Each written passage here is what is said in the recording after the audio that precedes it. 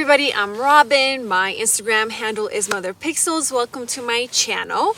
I am a landscape and commercial photographer based out of Calgary, Alberta, and today I'm coming to you from Banff National Park at one of my favorite viewpoints, which is Mount Norquay Viewpoint. In today's video, I want to talk about the NiSi Sunstar Ultra Wide Angle lens.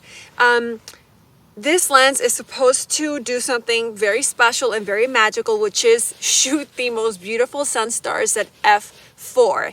And I will get into as to why that is different and revolutionary here in just a second. But first, I want to go back to the beginning. As a landscape photographer, one of my favorite things to do is to shoot sunstars.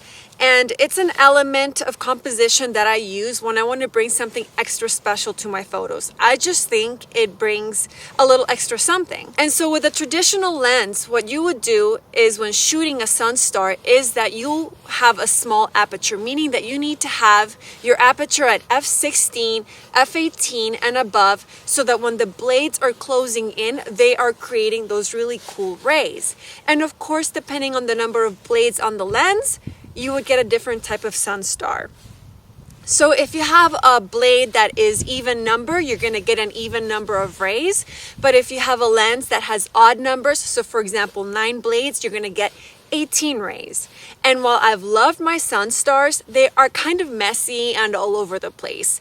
And when I was scrolling on my Instagram, and I follow NiSi Optics on Instagram, I noticed that they had a picture of the most beautiful sunstar I had ever seen. And I've always wanted to have one of those clean, beautiful, geometrical, asymmetrical sunstars in my photos. And so that was the first thing that caught my attention. I was like, oh, I didn't even know they made lenses, but wow, that looks really, really good. And the second thing that caught my attention was the fact that it shot the sunstar at f4, which is unheard of.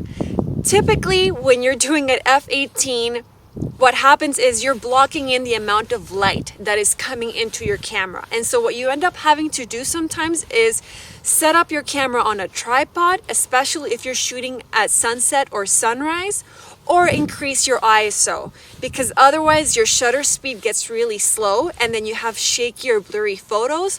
Or you have to increase your ISO, which again introduces some level of noise or grain into your image. So having a lens that shoots at f4 means that I can still let a lot of light into my camera while still achieving that effect, and then not having to set up a tripod, which I really don't like doing, or increasing my ISO, which I also really don't like doing. The third thing that caught my attention about the lens was the fact that it was a super wide angle lens. Every landscape photographer should have a wide angle lens because the wide angle lens has the superpower of distorting the foreground.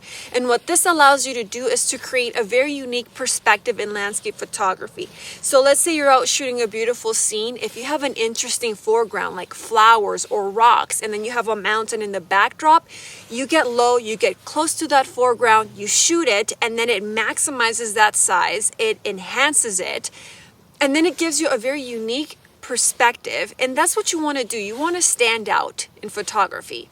Anyways, I have a whole other video regarding wide angle lenses, which I'm not going to get into here, but it's definitely something that I'm very happy is that this is a 15mm wide angle lens for a full frame mirrorless camera. So this lens works on full frame mirrorless systems. So I'm like, okay, beautiful sunstar at f4, and it's a wide angle lens. And I shoot with an Nikon Z5. So it was something that I really wanted to have in my arsenal.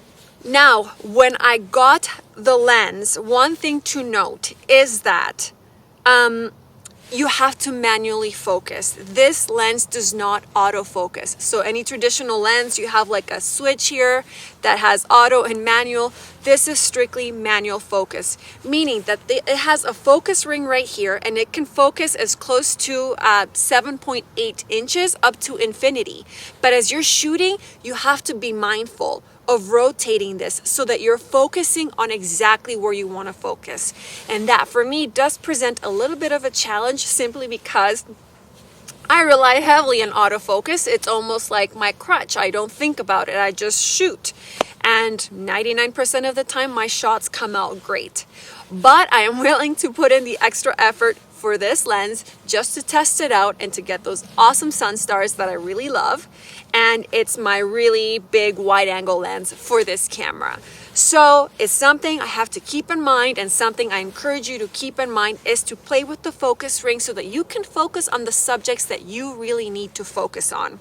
So as soon as I got the lens, I tested it. I went outside into my yard and I took a shot with my NiSi Sunstar lens at f4 versus my other regular lens at f4, so you can actually see the difference between the two. But my backyard is not as exciting as Banff National Park, so here I am today and I'm going to be going around shooting with this lens, and I will be sharing with you my images so that you can review and see for yourself the sharpness, the quality, and again, that awesome sunstar. So come with me on this adventure, and I look forward to sharing my images with you.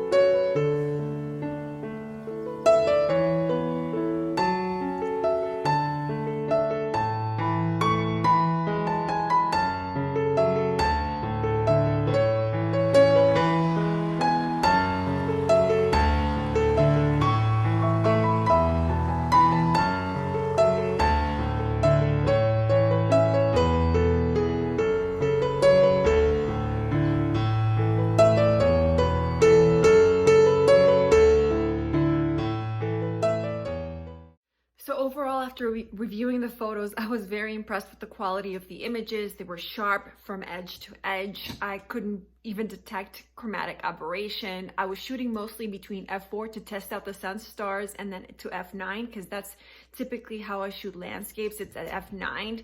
It was sharp, it was detailed, it was beautiful. I was really surprised also because the lens is under $1,000. I believe it's between $700, $800. Anyways, I'll leave the link below to this lens so that you can go check it out for yourself. And so I was really pleasantly surprised by how great the photos turned out. Again, it is manual focus only, so it's something that you do have to keep in mind. So while I was out shooting, I was playing around with, but because I was very mindful of that, all my photos turned out really sharp. So I really recommend it. I think it's a great lens to have in your arsenal. And yeah, so thank you so very much for watching. I hope that you found this very informational if you're trying to decide whether you should be buying this lens or not. I really like it. And for the price point, you can't go wrong. So if you like this video, please feel free to subscribe to my channel or watch any of my other videos. I like to share photography tips, editing tips, and more. Have a good one.